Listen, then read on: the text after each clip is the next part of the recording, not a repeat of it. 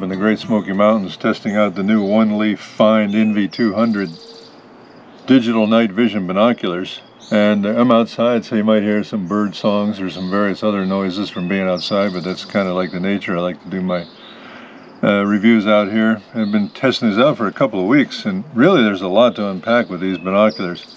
As far as digital night vision binoculars, if you've been following my channel, you know I've tested out a lot of them in the past, and most of them were, you know, lower end $100 to $200 range, but the OneLeaf is not your average digital binocular. These are very powerful and very well built, and you can just kind of sense the way it's built, the ergonomics and everything like that is just really quality construction throughout. They put a lot of effort into the design of these with these two straps for your hands and all the controls right here handy. The big thing about these right off the bat, of course, is they're waterproof, and they're 6-level waterproof, which means that you don't have to worry about rain. I mean, they can't be submerged like underwater, but they can handle it, you know, continuous spray water, so you can use these out in the rain, which is a big a big plus if you're using them out in nature, because, you know, you tend to, especially at night, you know, night vision works fine in the rain, and you want to carry them around, and you might be in the snow or the rain and not have to worry about it. So that's another big plus. The other thing is it has 3 big rechargeable batteries in these 2 watertight compartments. 1 battery here and 2 batteries over here. I'll take it off real quick. And there's the 2 of the big rechargeable batteries in there. And the battery life on this is outstanding. With the 3 batteries fully charged, you know, I've had it run like all night without running out of batteries. And the other nice thing is over here is the port for the micro SD card, which can be up to 256 gigabytes, which is good because the files on this high quality instrument are large, and it comes with a 64 gigabyte card. So I've got a 256 gigabyte high-speed card in there, and then it's got a output for headphones and also an HDMI high-def output if you want to feed it right into a high-def monitor or something like that. And of course it has a USB charging port. That's important because a lot of other night vision cameras have the same thing. You can plug an additional power pack in here and even extend the life of your batteries. So if you're out in the field, you're going to be out there watching animals all night long, you don't have to worry about batteries. And with a 256 gigabyte card, it'll hold a lot of data before you have to swap out cards. And then of course you got a tripod mount there. It has a real simple layout of all the controls and adjustment buttons. The other thing that's nice about this, and I don't know if you won't be able to see it here in the daytime, but all the controls are backlit at night, and you have your choice of either having the backlight on or off. But I find it really great at night when you're trying to adjust things and make changes, that you can actually see very clearly where all the switches are and what they do. That's really a nice feature, having the backlight. These 2 straps for your hands make it easier to hold it steady, although really this thing is so powerful. It has a magnification up to 20 power, and you know, at 20 power zoomed in, you know, it's hard to hold it steady. That's why it has a tripod mount, and for a lot of applications you might want to use this on a tripod. But it is relatively easy to hold steady at lower magnifications because of the nice alignment that it has here. The other thing too is it has a screen that's really got a nice quality bright glass screen in here for looking at your images and videos and the menu. It's really way a step above of your typical night vision binoculars. Always got to remember to look in the right end of these, because this is the end where your IR lights are. The front end of this is really fascinating. They put a lot of engineering into this. This uses the Sony CMOS Starvis sensor, which is really a good low light sensor. So it's you know, color day vision and infrared night vision.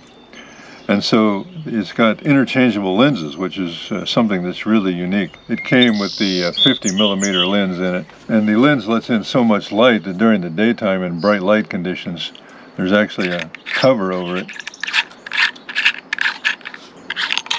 So if you're going to be shooting in, you know, bright light in the typical daytime, you want that cover on. But if you're going to be shooting at night, or if you're shooting in color day vision in you know, dusk and dawn when it's not a lot of light, then you can take this off and let more light in. But if you're using this in you know, bright sunlight, you put this cover on, because it actually lets in way too much light, because this is a special glass. It's something I'm not too familiar with, but it's called Japanese Ohara optical glass. And so these lenses are really well made. And rather than having a lower quality zoom lens, this has interchangeable lenses like a DSLR. Now you can make high quality zoom lenses, but that's going to make the price really skyrocket. But this one is really cool because it has interchangeable lenses. So let's show how this lens comes out. You simply push the unlock here, and then it rotates out.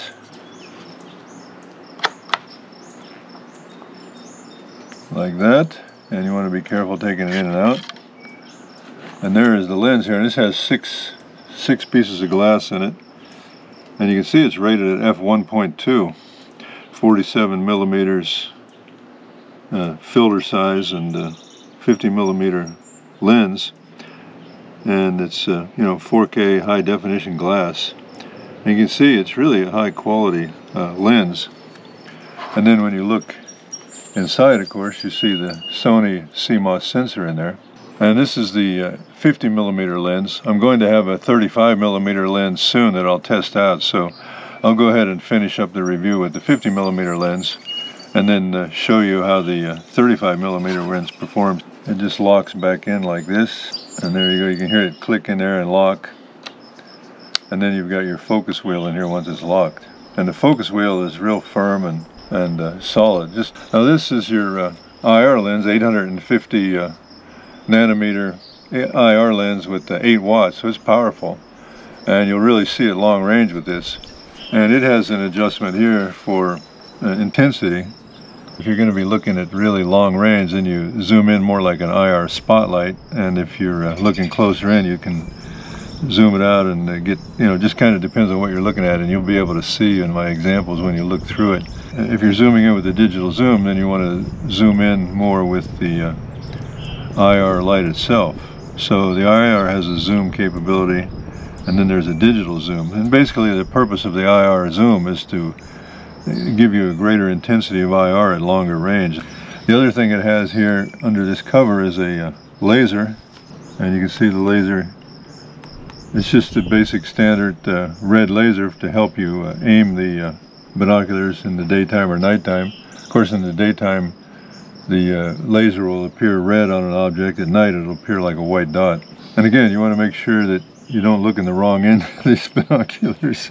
You want to always make sure you're looking through the hooded end, because at this end you're going to have your laser and your IR, and it's a relatively low glow IR at 850 nanometers. There's a slight reddish glow. Now the other thing that this binocular comes with is a laser rangefinder, and it's real clever the way this rangefinder connects.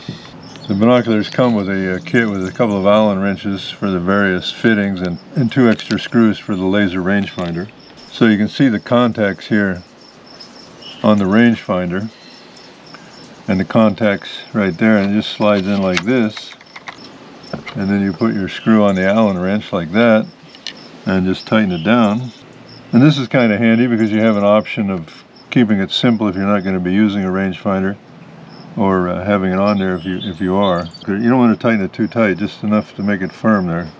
So now we have the unit with the rangefinder on there, and it still looks quite nice and easy to handle. So you turn the unit on by a one press of the power button, and once the unit's on, then you turn on your laser rangefinder with one quick push. And then if you want to turn it off, you just hold it for a little bit longer and it'll turn off.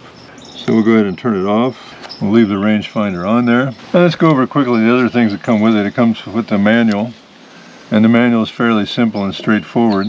Another nice feature this has is a power pack holder, and it gives you even longer service life out in the field, in addition to the 3 batteries, so it'll use up the whole USB power pack and the 3 batteries. And you've got the power pack mounted on your binoculars, and with the 3 batteries and the power pack, you can easily go all night monitoring wildlife or whatever, and it's a pretty nice feature. Now if you don't want to, if you're using a tripod and you don't want to have this on here, you can use this strap to mount the power pack to your tripod and run the cable to here too. So it's just, I mean, it's just a little bonus that's thrown in there that's kind of nice to have. It doesn't come with a custom carrying case for it. It comes with a soft faux felt bag that you can keep it in. And it comes with a nice shoulder strap. And the other thing too, it has quick connect, so you don't have to mess with like some binoculars or cameras where you want to take the strap off and on. You got to mess running the straps in here. This one just clips on and clips off, so you can easily take it on and take it off. And you definitely don't want this on when you're using a tripod, because if it's windy or whatever, or you bump it or catch it or something, you can cause trouble with having this thing hang off your tripod. So if you're using it on a tripod, you want it to be nice and clean. And so it's nice to be an easy removable strap. So I guess you can kind of sense that this is really not a toy. This is really a serious pair of binoculars. With any serious technology, there's a bit of a learning curve to getting used to using it. In the daytime, this will be on, and at nighttime you want to have that off. So that's the first thing to remember. And then at nighttime, you want to adjust your zoom level of the actual output of the 8-watt 850 nanometer infrared power unit. And then you have over here, you have the digital zoom up and down, and over here is your execute button for either taking still pictures or video. And this thing has a pretty impressive video package with it. It'll do 120 frame per second at 4K in the daytime. It has a lot of options on video. Vivid color in the daytime. Really good bit rate on the files. On some of the files are actually big. The highest bit rates of the video are at full HD at 30 frames per second and Ultra HD at 30 frames per second, where it has real high bit rates and real high quality density files. So the files itself will run to be, pretty large. So you need that 256 gigabytes if you're trying to take high quality video. The one thing you got to remember at night, though, is you don't want to be shooting 120 frames per second or 60 frames per second at night, because, obviously the faster the frames per second, the less time each frame has to be illuminated. So really at night vision, with the power of this, it's recommended to use 4K 30 frames per second, which is really plenty. And it's really quite impressive. So you want to make sure that you have the video in the right mode. I mostly used 4K 30 frames per second and 1920 by 1080 at 30 frames per second. Now in the daytime, if you're recording something, you can go to a higher frame rate with no problem at all. And the menu buttons are really simple. Up here you have your long press to go into IR and to get out, in and out of IR, and it has 8 levels of IR intensity, which is really nice. It also has picture-in-picture, so you get a little small picture-in-picture up above that helps you to focus quite a bit, because you see the big scene, and then you can look at the picture-in-picture and adjust the focus at night, especially as good as you can. And of course, with up to 20 power magnification. So really a lot of capabilities with this. It's really well made. It's waterproof. Really like it. I've been using it for a couple weeks. Very easy to use in your hands. It's not light because it's a serious piece of equipment, and it uses real glass, so it adds to the weight. But it's not unusually heavy, but it feels good in the hands. You can see it has a nice compact ergonomic design, really nice clear glass, and for looking at the images and video and menu. So all in all, I've been really impressed with it, and the rangefinder works fine. A rangefinder is not something that I'll use that often, but I will tell you one thing, that most people, at least in my case, if I'm estimating what something, the distance to something versus what it really is, sometimes you'd be surprised at how far you're off. So the rangefinder is really a nice feature to have. And the rangefinder, of course, works well at day or night. And there's a way to calibrate the laser in there with the crosshairs. I really like the ergonomic design and the way it fits in your hands. And it comes with a 2-year warranty. And I've previously tested a OneLeaf night vision binocular, which was also very well built. And I'll have a 35mm to test here shortly. It's also going to come with a 75 and 100mm, which will be more of a zoom lens.